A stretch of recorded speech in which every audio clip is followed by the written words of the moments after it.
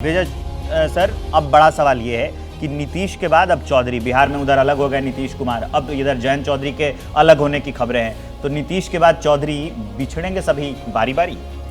देखिए, जिस तरह की संभावनाएं बनती जा रही हैं और नीतीश कुमार जी का जाना जो है इंडिया गठबंधन के लिए एक बड़ा झटका है, क्योंकि वो उसके संयोजक बनने की तैयारी कर रहे थे। वो उनका एक पूरा का पूरा बेबी था इंडिया गठबंधन। उसके बाद भी वो चले गए, तो अब किसी के जाने नहीं जाने की संभावनाओं पर अलग से बात की जा सकती है। लेकिन जयंत चौधरी को आप समझिए कि वो क्यों जाना चाहते हैं, अगर वो जा रहे हैं तो।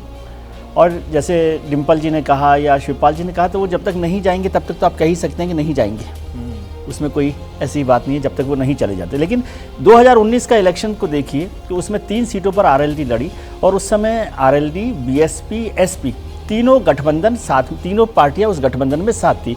यानी जाट, माइनॉरिटी और जो तमाम तरीके का जो हो सकता था समन्वय या गठबंधन, वो उस वोटर के पास था। लेकिन आरएलडी एक भी सीट वहाँ नहीं जीती।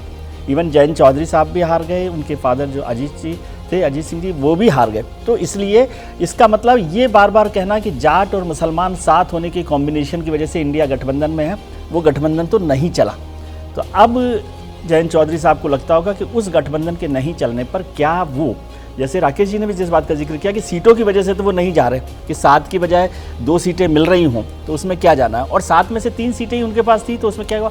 और मथुरा सीट भारतीय जनता पार्टी की मजबूत सीट रही है, हेमा मालिनी वहाँ से रही हैं, और जो संभावना है कि हेमा मालिनी जी को इस बार टिकट नहीं दिया जा रहा है, तो जयंत चौधरी के लिए आसान सीट हो जाएगी कि वहाँ पर वो जीत सकें यदि वो लड़ाई लड़ते हैं। और एक राज्यसभा की सीट जो खुद है वहाँ पर भी वो आ सकते हैं। इसलिए जाट मुस्लिम कॉम्बिनेशन तो 2019 में फेल हो गया लोकसभा चुनावों में, और इवन जो विधानसभा चुनाव हुए 2022 वहाँ पर भी वो उस तरह से नहीं चला। 33 में से 9 सीटें आरएलडी ने जीती है। तो इस बात की संभावना बन सकती है। और भारतीय जनता पार्टी भी अपना जो 80 का टारगेट है, उसमें वेस्टर्न यूपी में जो कमजोरी कुछ हो सकती है उसको दूर करने की कोशिश, और इससे इंडिया गठबंधन को और कमज़ोर करने की कोशिश को आगे बढ़ा सकती है। और जो आपने नैतिकता की बात की, तो नैतिकता को पॉलिटिक्स में अंग्रेजी में विनेबिलिटी कहते हैं।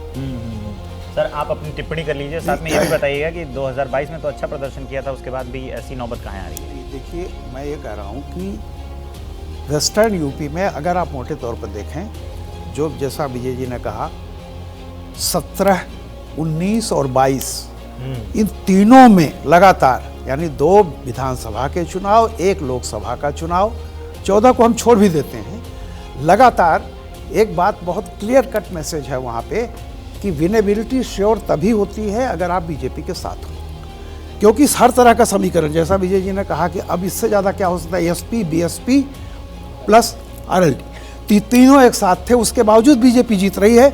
और याद रखिए, किसान आंदोलन बिल्कुल तत्काल था उसका प्रभाव, और लोग कह रहे थे कि वेस्टर्न यूपी में इस बार बीजेपी का सफाया हो जाएगा, तब बीजेपी जीती। दूसरी बात जो अभी कह रहे थे, देखिए सच्चाई ये है, नैतिकता फैतिकता कुछ नहीं है। अमित शाह ने अपने इंटरव्यू में कहा था कि राजनीति में हम सिर्फ विनेबिलिटी को देखते हैं, कौन कैंडिडेट जीत सकता है उसी को देते हैं टिकट, और इसलिए देते हैं कि हम सत्ता तक पहुँचें।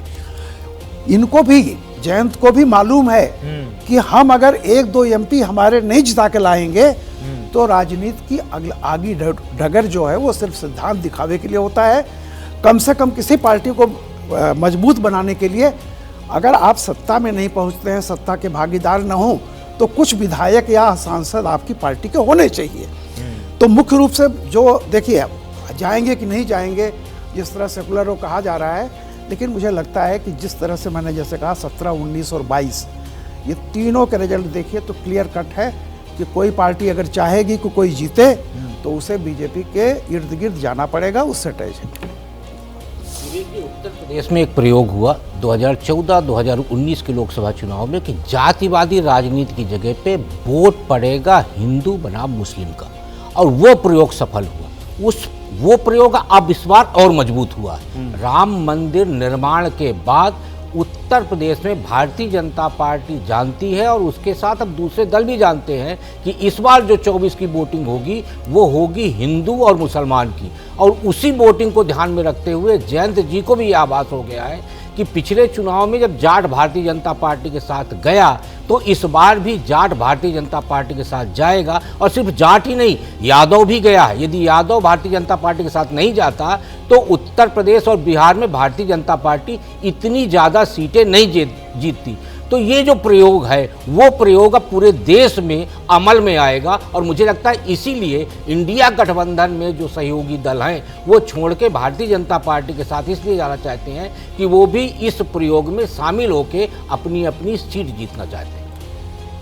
चलिए अब आगे बढ़ते हैं और इंडिया गठबंधन का क्या होगा। राहुल गांधी को अभी भी ममता बनर्जी के साथ रहने का भरोसा है, उनका एक बयान है, आपको सुनाते हैं। If you look at Mamta ji's statements, Mamta ji is very much part of the India Alliance, and most of the other members who are part of the India Alliance are still members of the India Alliance. Of course, Mr. Nitish Kumar has left India Alliance and he's gone to the BJP. You can guess as to what the reasons are for him leaving. That's fine. We'll fight in Bihar as the India Alliance. So I don't agree that lots of our partners are not part of the alliance.